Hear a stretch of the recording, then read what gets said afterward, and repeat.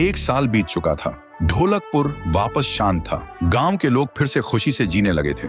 हर पूर्णिमा को लोग एक दिया जलाकर ठुन ठुन ठुन साहुर को याद करते थे। पर एक रात कुछ ऐसा हुआ जो फिर से सब कुछ बदल के रख दिया। लाशें फिर से मिलने लगी। हर 2 दिन बाद किसी न किसी के घर के सामने एक कटी हुई लाश पड़ी होती। गांव फिर से कांप उठा। एक दिन सब लोग महाराज के पास पहुंचते हैं और रो रो कर गांव की घटनाओं के बारे में बताते हैं। रात को महाराज 2 सेनापतियों से कहते हैं, जाओ और खोजो इस कांड के पीछे कौन है। लेकिन सुबह सिर्फ उनकी लाशें लौट कर आईं। एक का सिर था ही नहीं, दूसरे के पैर कट चुके थे।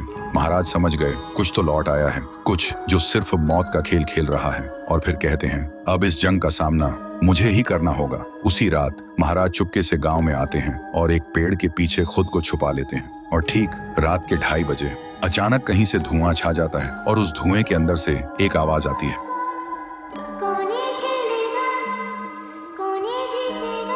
और फिर धुएं के बीच से निकलती है एक गुड़िया, गोल आंखें, एक बेजान सी मुस्कान, लेकिन चेहरा मौत का पैगाम।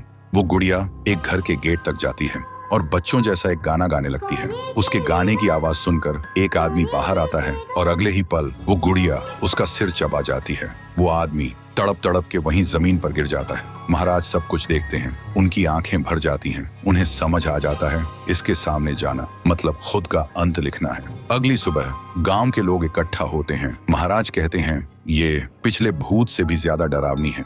इसे सिर्फ वही हरा सकता है जो मौत को पहले ही हरा चुका है। और फिर एक पूर्णिमा की रात सब लोग दिया जलाकर पुकारते हैं, आप वापस आइए, आपके बिना ये गांव जिंदा तो है पर जीने जैसा नहीं। तभी एक आवाज गूंजती है और उसी देह की आग से एक जलता हुआ पेड़ बनने लगता है और उसी पेड़ में से ठुन ठुन ठुन साहुर निकलता है। तभी फिर से वही धुआं छा जाता है और उसके साथ ही एक आवाज।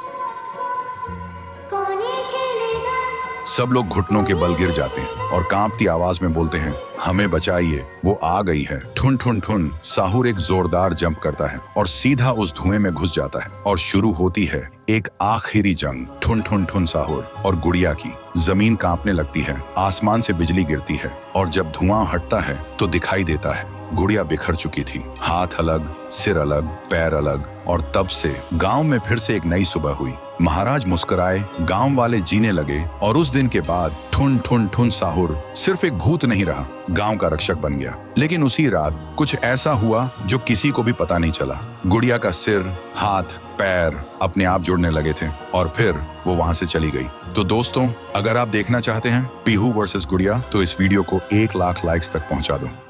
एक साल बीत